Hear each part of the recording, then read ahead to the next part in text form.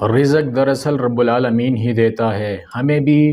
اور ہماری وجہ سے کسی اور کو بھی، یعنی جن لوگوں کی ہم کفالت کر رہے ہوتے ہیں،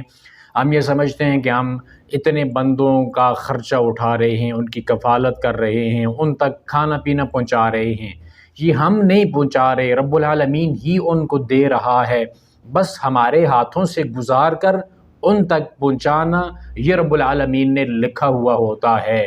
وَجَعَلْنَا لَكُمْ فِيهَا مَعَائِشَ وَمَن لَّسْتُمْ لَهُ بِرَازِقِينَ، دنیا کے اندر جو کچھ بھی ہماری وجہ سے کسی تک پہنچ رہا ہے وہ دراصل رب العالمین ہی دے رہا ہے۔ اب ہمارے پاس جو کچھ آ رہا ہے یہ کہاں ہم نے، کوئی ہماری اپنی دنیا تھی، کوئی الگ سے ہم نے دنیا خود بنائی تھی، یا وہ چیز جو ہم نے، وہ مال و دولت جو ہم نے کمایا تھا وہ کہاں سے آیا تھا؟ رب العالمین نے ہی اس کے ہمیں اسباب عطا کیے، وہ دنیا، وہ ماحول، وہ جگہ اللہ تعالیٰ نے ہمیں فراہم کی جہاں سے ہم اپنے مال کو کما سکیں۔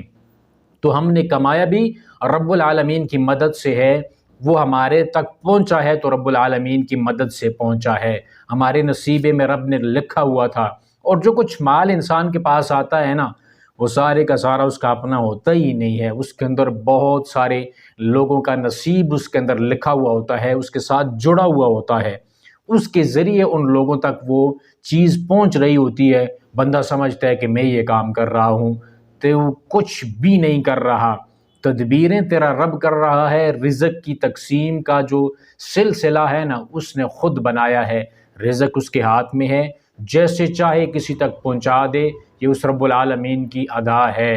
اور کبھی کبھی جو ہے رب العالمین یہ جو ایک طریقہ اس کا ہوتا ہے ہم سے گزر کر کسی تک پہنچنے کا، یہ اس کے اندر ہمارے لیے بھی آزمائش ہوتی ہے کہ ہم اس کے بارے میں کیا سوچتے ہیں،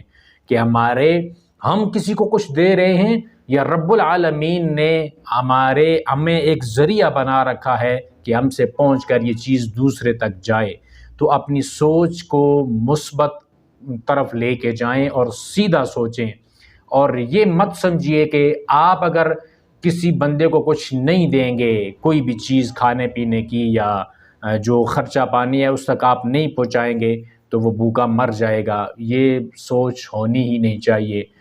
رب العالمین اگر ایک راہ بند کرتا ہے تو اس بندے کے لیے کئی اور راہیں کھول دیتا ہے۔ یہ اس بات پہ اللہ کا شکر ادا کیجئے کہ آپ کو آپ کے رب نے اس قابل بنایا ہے